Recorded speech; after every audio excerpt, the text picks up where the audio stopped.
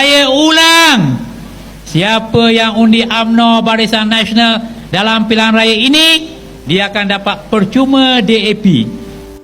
Itu je lah naratif yang cuba dibawa oleh Perikatan Nasional. UMNO, DAP, DAP, UMNO. Satu undi untuk UMNO, satu undi untuk DAP. Dah tak ada isu lain. Dan saya ingat kita pun dah kenal sangat Perikatan Nasional ni. Kalau bukan menjaja cerita, fitnah orang lain, menyesatkan orang lain, mengadu domba, namanya bukanlah Perikatan Nasional. Kita pun dah banyak kali ulang. Dalam kerajaan perpaduan ni bukan hanya setakat UMNO dan DAP saja, tapi adanya 19 parti yang lain. Tapi yang kita peliknya, hanya DAP saja yang di-highlight oleh Perikatan Nasional. Kita semua pun tahu, kalau UMNO bergabung dengan DAP pun tak dapat tubuh kerajaan. Dan kita pun faham kenapa orang Melayu kebanyakannya merujuk kepada UMNO dan berpindah kepada parti-parti yang lain. Kerana ibaratnya kita menggadaikan prinsip bangsa dan juga parti. Dan saya berani untuk cerita kepada rakan-rakan semua yang DAP yang sekarang bukanlah DAP yang dulu. Dan sebagai rakyat Malaysia, kita kena faham kenapa kita tak menyokong DAP. Adakah kita tak suka DAP disebabkan entiti DAP itu sendiri, ataupun kita tak suka DAP sebab sifat DAP yang sebelum ni banyak menyentuh isu-isu sensitif agama dan juga bangsa kita. Dan kalau sifat-sifat DAP dulu yang tidak begitu sensitif terhadap agama Islam dan juga bangsa yang menyebabkan UMNO dan juga PAS dahulu tidak sealiran dengan DAP, maka kita perlu isytihar perang kepada sifat itu. Tidak kira sama ada dia adalah entiti sebuah DAP ataupun parti-parti yang lain. Dan kalau kita begitu serius nak bela agama, bangsa dan tanah air, ia tidak semestinya kita perangi DAP. Ia boleh jadi mana-mana pertubuhan, mana-mana parti politik yang cuba menggugat usaha kita untuk membela agama, bangsa dan tanah air. Dan saya nak tanya rakan-rakan saya di Perikatan Nasional, adakah anda sedar, anda tahu bahawa dalam Perikatan Nasional itu sendiri ada parti yang lebih DAP daripada DAP? Nak tahu parti apa? Parti ini, Parti Gerakan.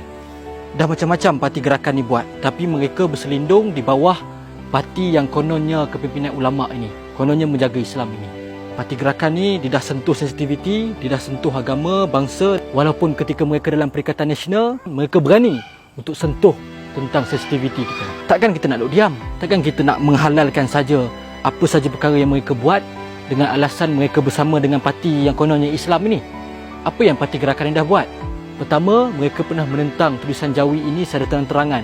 Mereka kata yang tulisan Jawi ini tidak boleh digunakan dalam papan tanda dan juga tidak boleh dipelajari oleh orang Cina.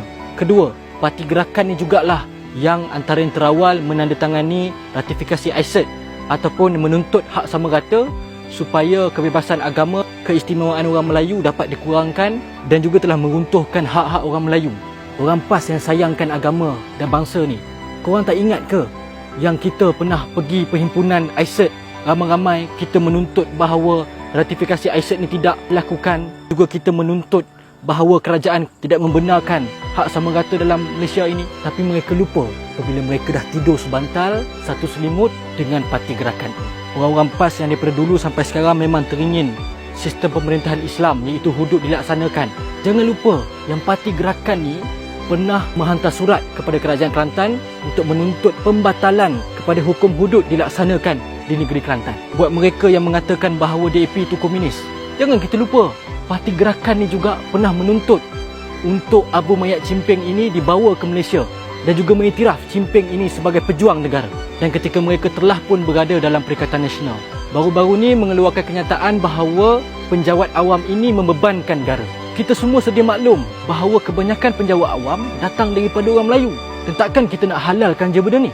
Takkan disebabkan mereka hanya bersama dengan PAS, kita nak menghalalkan saja semua tindakan mereka dan menggadaikan prinsip kita untuk menjaga agama dan membiarkan mereka memainkan isu-isu sensitif ini kepada kita. UMNO pun tidak mengampunkan dosa-dosa DAP yang pernah mereka lakukan kepada kita.